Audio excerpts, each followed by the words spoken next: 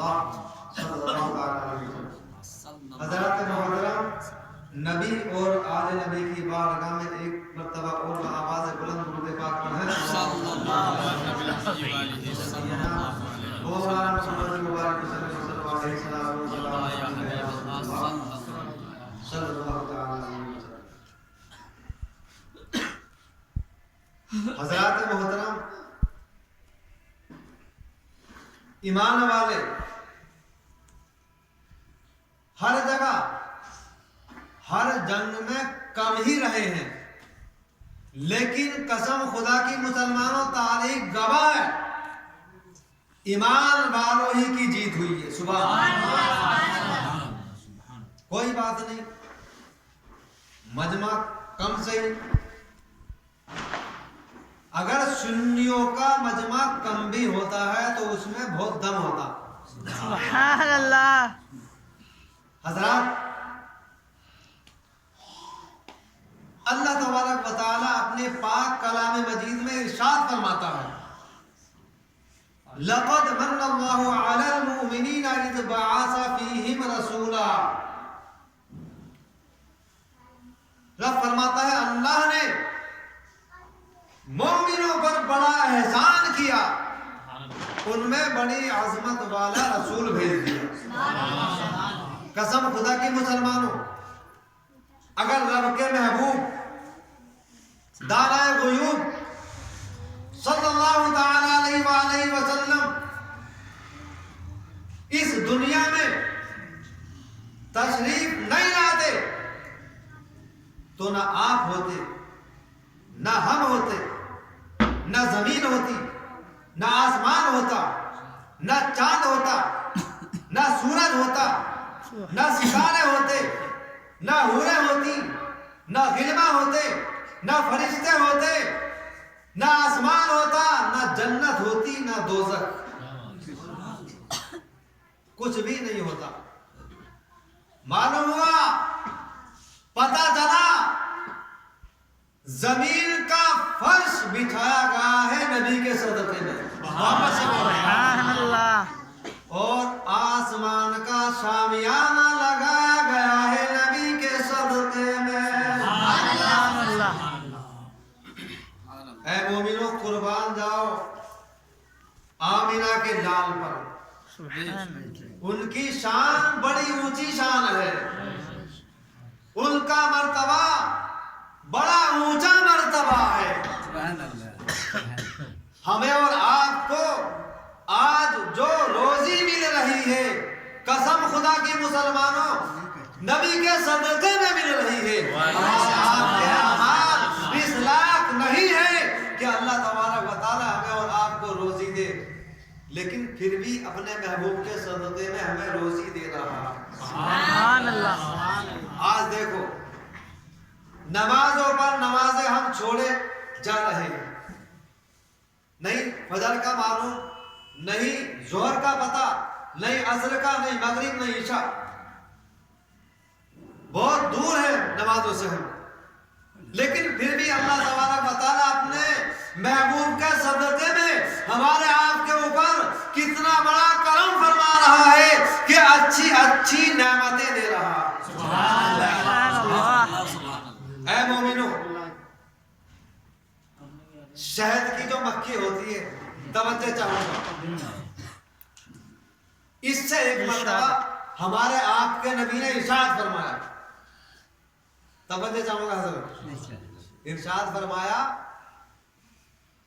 کہ مکھی ذرا یہ تو بتا کہ تم شہد کیسے بناتی ہو؟ تو جائز بھائی توجہ چاہوں گا، تو مکھی کہنے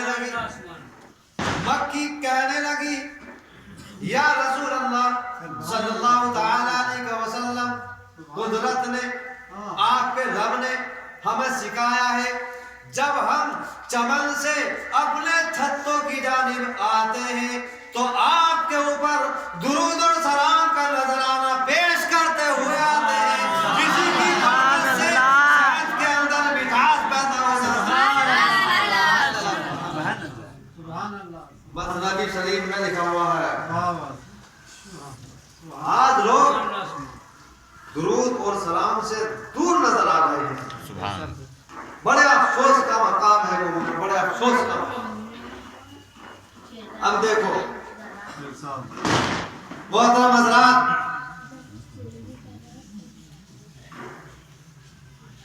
سنن نسائی راوی کون ہے؟ حضرت امیر معاویہ رضی اللہ تعالی عنہ. سیاہ ستہ کی حدیث شریف 6 کتاب ہے بڑی بڑی، انہی میں کی حدیث شریف میں آپ حضرات کے سامنے بیان کرنا چاہتا ہوں، توجہ چاہوں گا.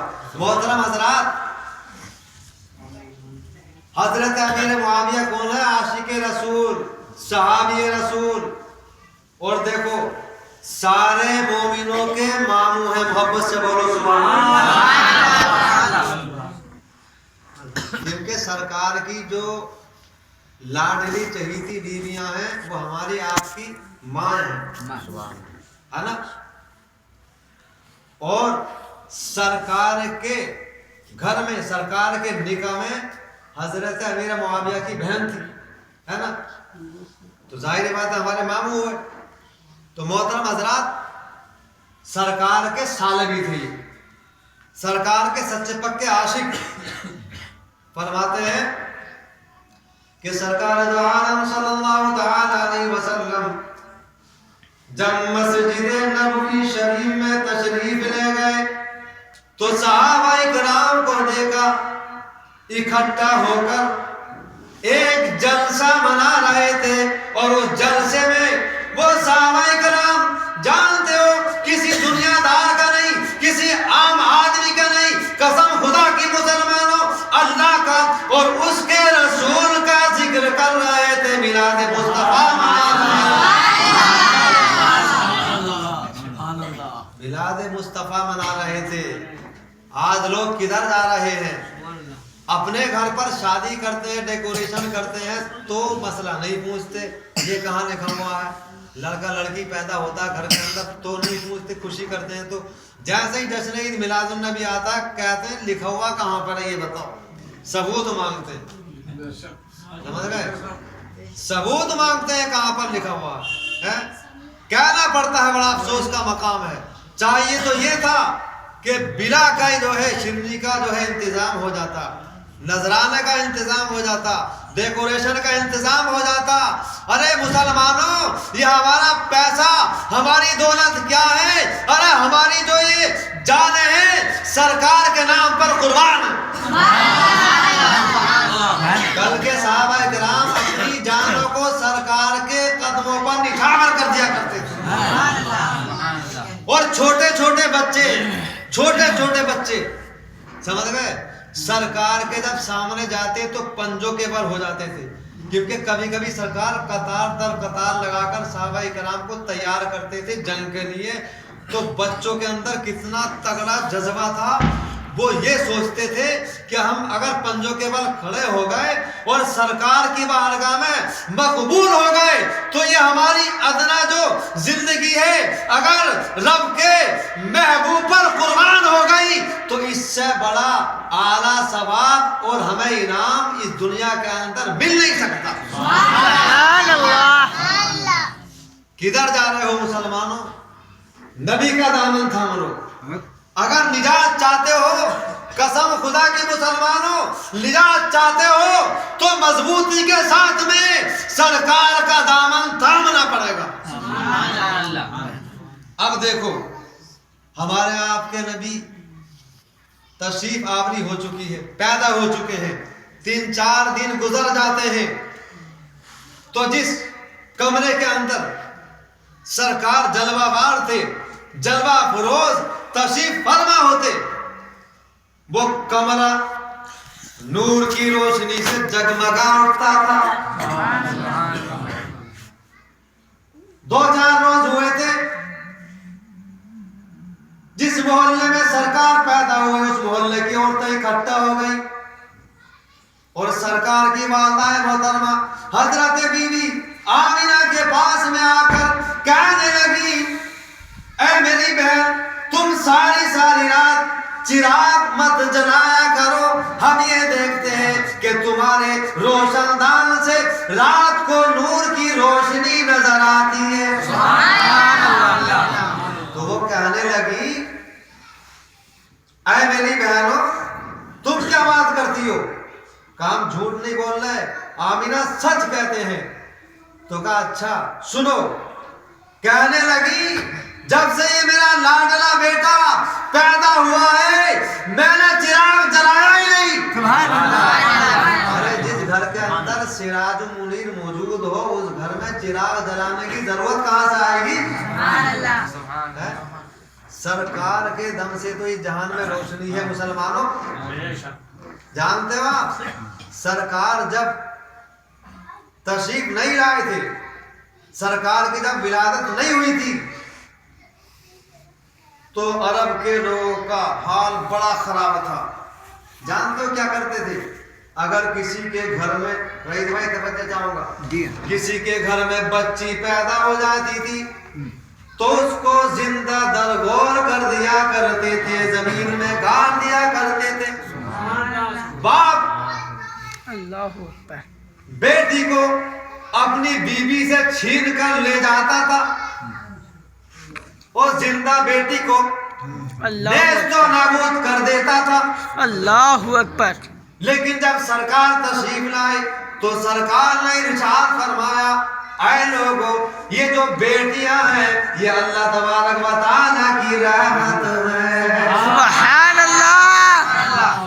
جس گھر میں بیٹی پیدا ہوتی ہے اللہ تبارک و تعالیٰ کی اس گھر کے اندر رحمت آتی ہے. اب سنو ہمارے آپ کے نبی نے ارشاد فرمایا جس گھر کے اندر ایک بیٹی ہو یا دو یا تین یا اس سے زائد تو سرکار فرماتے ہیں میں نبی اس کی شفاعت کی ذمہ داری لیتا ہوں. سبحان اللہ. سرکار نے یہ بھی فرمایا انگلی کے اشارے سے میں اور وہ کل میدان محشر کے دن اس طرح سے ہوں گے.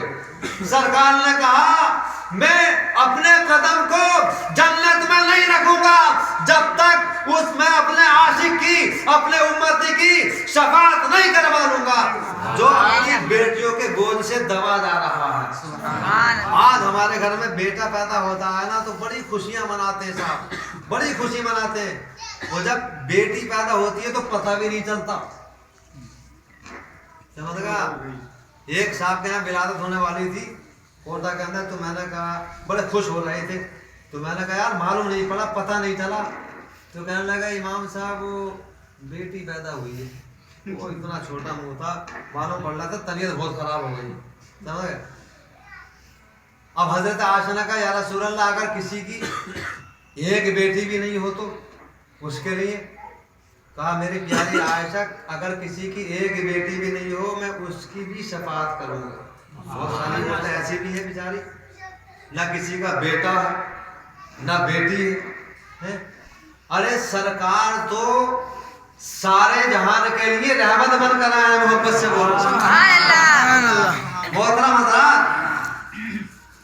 حضرت آدم علیہ السلام کی پیدائش سے 2000 سال پہلے اللہ تبارک و تعالیٰ نے اپنے نام کے ساتھ میں اپنے محبوب کے نام کو لکھ دیا تھا. سبحان اللہ. جب حضرت آدم علیہ السلام پیدا ہوئے تو ان کی آنکھ کھلی، انہوں نے دیکھا عرش آدم کے پاؤں پر جو ہے لا الہ الا اللہ محمد رسول اللہ لکھا ہوا تھا جنت کے اندر. آپ کیا بات کرتے ہو؟ سرکار جب جنت میں گئے تو حوروں کی پیشانی پر محمد لکھا ہوا تھا. ان کی جو ہے یعنی آنکھ کی جو پتلیاں ہوتی ہیں ان پر محمد لکھا ہوا تھا اور حوروں کے جو رخسار تھے ان پر محمد لکھا ہوا تھا. سرکار نے جنت کے اندر جس محل کو دیکھا ہر محل کے دروازے پر محمد صلی اللہ علیہ وسلم لکھا ہوا تھا. سبحان اللہ. کیا بات کرتے ہو؟ ارے سرکار کے بغیر نجات کا پروانہ نہیں ملے گا. کدھر جا رہا ہے وہ سرکار کا دامن چھوڑ کر؟ اگر نجات چاہتے ہو تو سرکار کے دامن کو مضبوطی سے پکڑ لو. لوگ کہتے ہیں میاں جشن عید میلاد النبی نہیں منانا چاہیے. ارے لوگوں بڑے حیرت کی بات ہے ہمارے سرکار نے خود جو ہے خود یعنی جب وہ تاریخ وہ دن آتا تو اس میں تو کرتے ہی تھے، لیکن ہر سوموار کو سرکار اپنی پیدائش کی